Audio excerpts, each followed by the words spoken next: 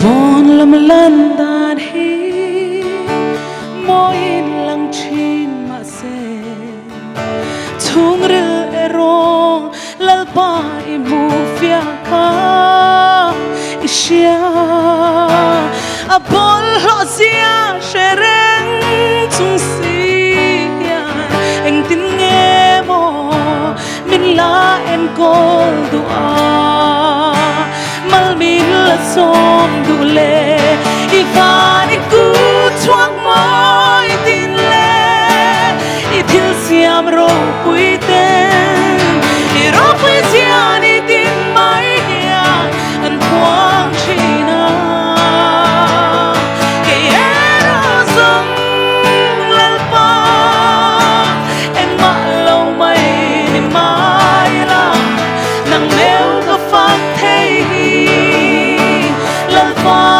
ka pan lom we ren nu ngai tam kha nang lo a thang to lo ke ro chuan voi tam ka phat san che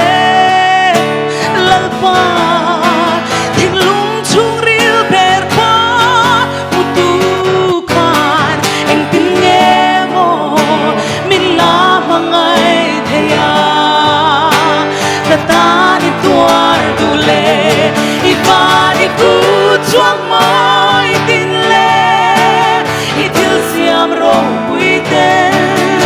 i ro pui sian i tin mai ya an quang china ke era zong lal pa en ma lo mai ni mai la nang meo ka phak thei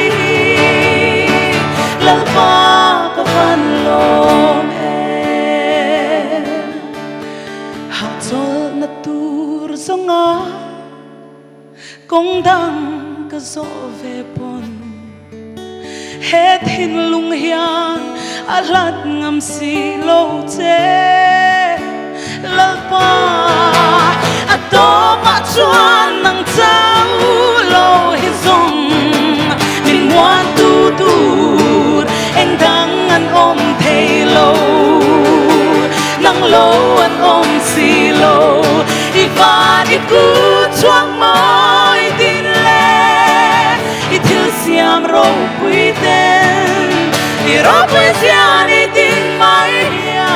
an quang china ke era zong lal pa en ma lo mai ni mai la nang meo ka phak thei lal pa ka van lom ha chol na tur zonga kong dang ka zo ve pon het hin lung hian a hlat ngam si lo che lal pa a to ma chuan nang chau lo hi zong min wan tu tur eng dang an om thei lo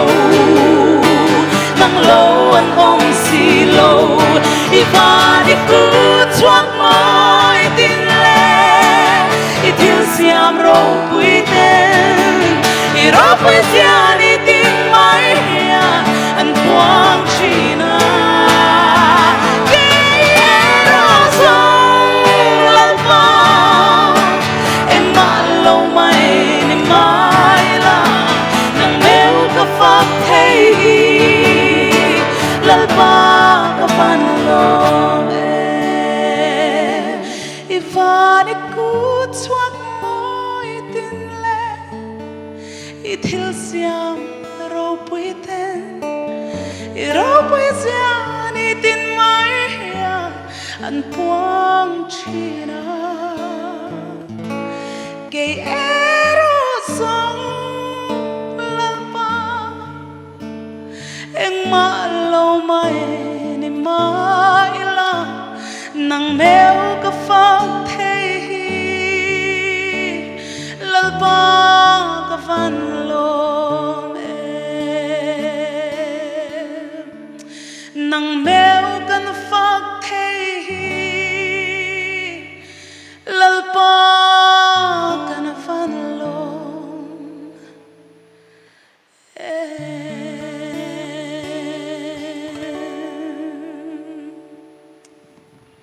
lalpa chu fakin om ro se